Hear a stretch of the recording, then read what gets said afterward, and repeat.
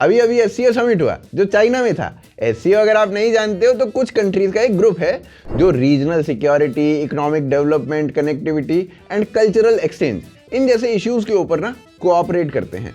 Regional security में counter terrorism की planning भी आती है। नहीं, इस लाइन में जोक नहीं था, वो अगली लाइन में आएगा। उस काउंटर टेररिज्म की प्लानिंग वाले ग्रुप में पाकिस्तान भी है। मतलब भाई साहब, बिल्ली को खुद दूध की रखवाली पे रखा गया है। जहां बाकी की कंट्रीज टेररिज्म कैसे रोकें ये डिस्कस करते होंगे, वहीं पाकिस्तान सबके एंटी टेररिज्म प्लानिंग को सुनता होगा, देखता होगा, समझता होगा और उसके बाद अपने टेररिज्म के प्लान को बनाता होगा। और पाकिस्तान करता क्या होगा काउंटर टेररिज्म वाली मीटिंग में, बताइए।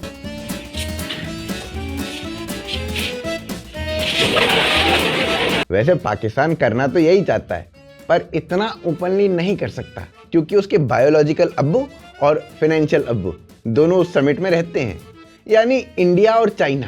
तो एससीओ समिट 2025 में 2 न्यूज वायरल बनी। एक तो मोदी, जिनपिंग और पुतिन की। मुझे बोला 50% टैरिफ लगा दूंगा, उसे बोलो 100% लगा दे, इससे ज्यादा क्या करेगा वो। कहीं हम तीनों को आपस में मिलाने का क्रेडिट ना ले ले डोनाल्ड टैरिफ। और दूसरी वायरल चीज थी जो हमेशा ही होती है, वो थी पाकिस्तान की बेइज्जती। उस तरफ मत देखना, एक भिखारी कटोरा लेकर खड़ा है।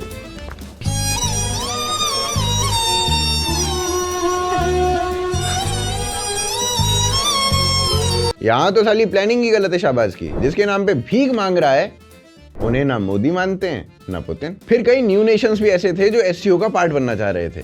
उसमें से एक तो इंडिया ने नहीं बनने दिया और बाकियों को पाकिस्तान ने रोक लिया।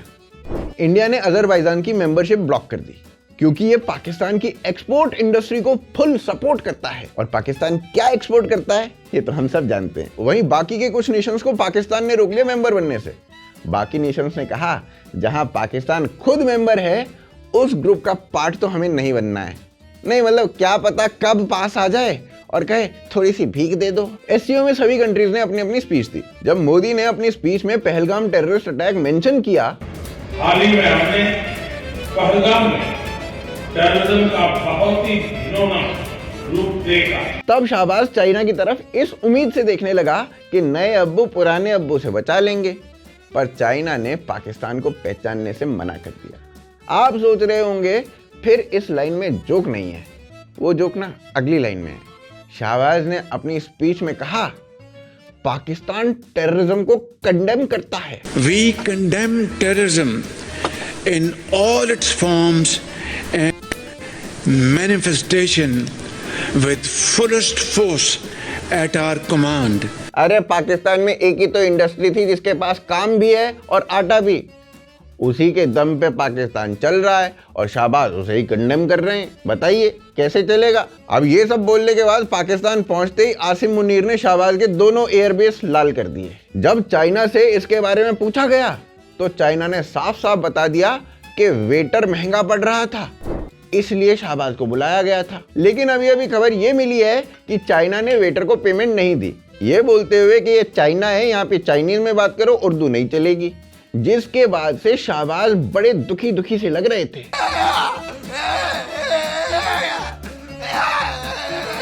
जैसे ही मोदी पुतिन से मिलके गए वैसे ही शाहबाज ने देखा कि ये अच्छा मौका है, यहाँ चापलूसी की जा सकती है।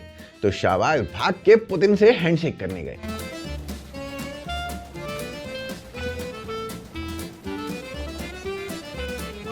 जिसके बाद चाइना ने भी ये सब कुछ डिसाइड कर लिया। तेरा तो गेम बजाना पड़ेगा। उधर से पाकिस्तान ओवरशिफ्ट करके आया समिट के अंदर। एक तो वेटर बन के टिप कमाई और दूसरा ट्रंप को पल पल की चुगली करके थोड़ा बहुत माल मिल गया। वैसे ना ये काम आसिम मुनीर बेटर कर लेता, उसने तो ट्रंप का पैसा और नमक दोनों खाया है। बेटा दुनिया गाय को खिलाती है, कुत्तों को खिलाती है, लेकिन एक बार इन सुअरों को खिला के देखो, स्वर्ग मिलेगा, स्वर्ग। अब इतनी बेइज्जती के बाद जब पाकिस्तान ने अपने नए अब्बू देखे तो उसका चेहरा ऐसे खिल गया जैसा किसी आतंकवादी का चेहरा खिल जाता है उल्टा टाइमर वाली वॉच देखकर, यानी 4, 3, 2, 1 बूम। पर इस बार तो फाइनेंशियल अब्बू ने पहचानने से ही मना कर दिया जी।